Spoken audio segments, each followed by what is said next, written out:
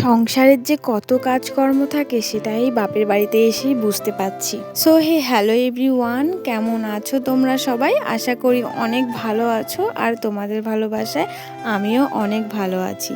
তোমাদের সামনে আমি আবারও একটা নতুন ভিডিও নিয়ে চলে এসেছি। আশা করি পুরো ভিডিওটা দেখবে। হ্যাঁ, শ্রাবণ মাসের প্রথম সোমবার ঠিকই পালবো, কিন্তু ভিডিওটা তোমাদেরকে আজকে দিতে পারবো না, কালকে অবশ্যই দেবো।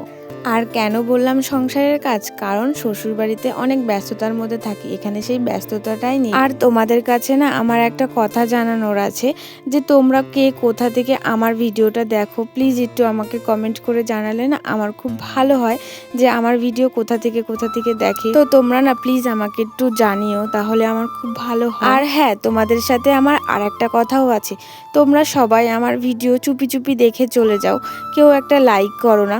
কেন গো, একটা লাইক করলে কি হয়? প্লিজ একটা লাইক করে দিও, লাইক করলে আমারও ভালো লাগে। যাই হোক, দেখো সকাল সকাল ঘুম থেকে উঠে বিছনা টিছনা গুটিয়ে স্নান করে নিয়েছি একবার। তারপরে এখানে দেখি অনেক জামা কাপড় এলোমেলো হয়েছিল, সেগুলো গুছিয়ে আমি আমার ব্যাগেই রেখে দিলাম, কারণ এগুলো তো আমাকে আবার পরে গোটাতেই হবে, সেই কারণে। তারপর এই যে মুখ ধুতে চলে এসেছি, কারণ আমি একবারে তখন মুখ টুক ধুইনি, একবারে স্নান করে নিয়েছিলাম।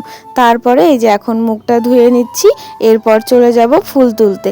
তো তোমরা আমার সাথে থাকো, তোমাদেরকে আমি আজকে অনেক নিত্য নতুন ফুলের সাথে পরিচয় করাবো। পরিচয় বলতে সবাই চেনো, কিন্তু তাও আমার ভালো লাগে, কারণ ওগুলো আমার কাছে নিত্য নতুন। আর আমি যতদিন এই বাড়িতে ছিলাম ততদিন ওই ফুলগুলো তুলেছি, যবে থেকে শ্বশুর বাড়িতে গেছি তবে থেকে ওই ফুলগুলো আর চোখে দেখি না, তাই আমি একটু ওই বাড়িতেই যাই ফুল তুলতে, আমার খুব ভালো লাগে। আর এই যে প্রথমে শুরু করেছি লাল জবা দিয়ে। তো চলো তোমরা দেখো, আর কত ভালো লাগছে, পুরো গাছটা সবুজ হয়ে রয়েছে, আর এদিকে লাল লাল টকটকা ফুল ফুটে রয়েছে। তারপরে এদিকে চলে এসেছি সাদা নীলকণ্ঠ নিতে, মানে জোড়া পাপড়ি সাদা নীলকণ্ঠ। এই লেবু বাগানটায় ঢুকে ওই ফুলগুলোই নিচ্ছিলাম। তো এখানে আমার ক্যামেরাম্যান ছিল, আর ক্যামেরাম্যানকে তোমাদের সাথে অবশ্যই পরিচয় করি, তার জন্য তো তোমাদেরকে পুরো ভিডিওটা দেখতে হবে স্কিপ না করে, তাহলে তোমরা ক্যামেরাম্যানকে খুব ভালোভাবে দেখতে পারবে। আর এই যে এখানে তারপরে আমি গোলাপি কালারের জবা তুলতে চলে এসেছি। আর এই জবাগুলো না যখন প্রথম গাছ লাগিয়েছিল জেঠু, তখন না পুরো সাদা রঙের ফুল ফুটতো, এখন কেন জানি না পুরোই গোলাপি হয়ে গেছে। আর এই গাছটা অনেকটাই বড় আর অনেক পুরনো। তারপরে এখানে আমি নীল কালারের নীলকণ্ঠ ফুল তুলতে চলে এসেছি। চলো তোমাদের 3 ধরনের নীলকণ্ঠ ফুল দেখাই। এই যে এখানে রয়েছে 3 ধরনের নীলকণ্ঠ ফুল, সাদা জোড়া পাপড়ি, নীল জোড়া পাপড়ি, আর সাদা সিঙ্গেলও ছিল, নীল সিঙ্গেলও ছিল, কিন্তু সাদা সিঙ্গেলটা ও হাতে নিতে ভুলে গেছে। আর ও না আমাকে বলছিল যে পিসি, তুমি আমার এই 3টে ফুল অবশ্যই তোমার বন্ধুদের সাথে শেয়ার করবে, আর তোমার বন্ধুকে দেখাবে যে এই 3টে ফুল 3 ধরনের। আমি বলছি আচ্ছা ঠিক আছে, দেখাবো। তারপরে এখানেও কতগুলো ফুল, সাদা ফুল খুঁজলাম, খোঁজার পর এই যে এক ঝুড়ি ফুল তুলে নিয়েছি। আর ফুল তুলতে যে এত ভালো লাগে, আর যেহেতু তোমাদের সাথে ভিডিও শেয়ার করেছি, সেই কারণে নানান ধরনের ফুল তুলে তোমাদেরকেও একটু শেয়ার করলাম। কেমন লাগলো ফুলগুলো অবশ্যই বলো। তারপর এই ফুলটা আমার খুব ভালো লাগে, কেন জানি না, কিন্তু এই ফুলের গাছ পাই না। তারপর ওই ফুলটা তুলে নিয়ে এসে চলে এসেছি এই যে বেলপাতা তুলতে।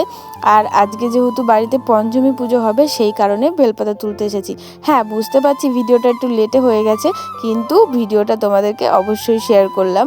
আর এই যে দেখো, এখানে হচ্ছে সব বেলপাতা ফুল তুলে নিয়েছি ঝুড়ি ঝুড়ি।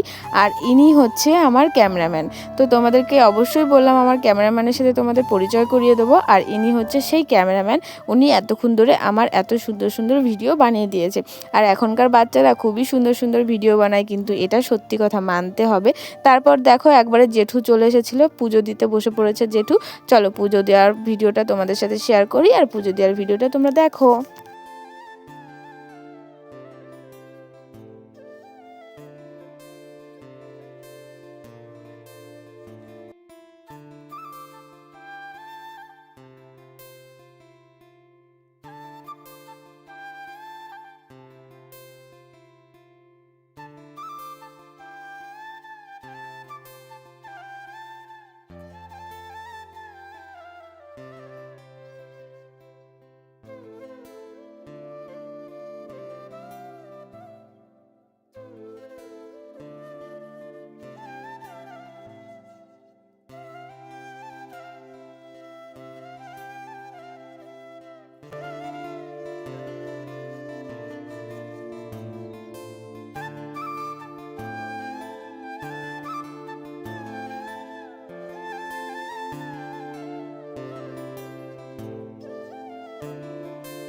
তো তোমরা দেখতেই পেলে যে আমি ভালো করে পুজোটা করে নিলাম। ব্রাহ্মণ যেহেতু তারপরে চলে গেল, আর যেহেতু খুব তাড়াহুড়ো করছিলাম সেই কারণে তারপরে আবার ঘরের পুজো দিতে চলে এসেছি।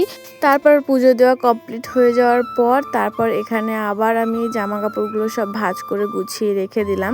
একে একে অনেক শাড়ি মায়ের পরা ছিল, মানে বের করা ছিল, যেগুলো ভাঁজ করা হয়নি।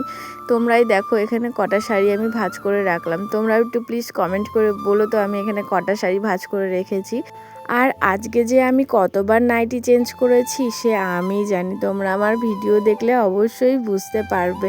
তারপর এখানে দেখো মায়ের একে একে সব শাড়িগুলো ভাঁজ করে রেখে আলনাটা সুন্দর করে গুছিয়ে রেখেছি। রাখার পর এই খাটের বেড কাভারটাও একটু এলোমেলো হয়েছিল বলে এটা টান টান করে দিয়ে একটু ঝেড়ে নিয়েছি সুন্দর করে। চলো বালিশগুলো সুন্দর করে রাখি। রাখার পর তারপর এখানে আমি একটু মাথা আঁচড়াবো।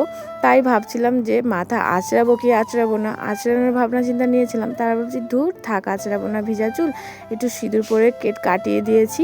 তারপর এখানে বাবা পরোটা নিয়ে এসেছিলো বাজার থেকে, পরোটা খেয়ে নিয়েছি। খাওয়া দাওয়া করার পর এটা একবারে দুপুরের খাবার। আর পঞ্চমীর দিন আমরা এরকম খাবার খাই।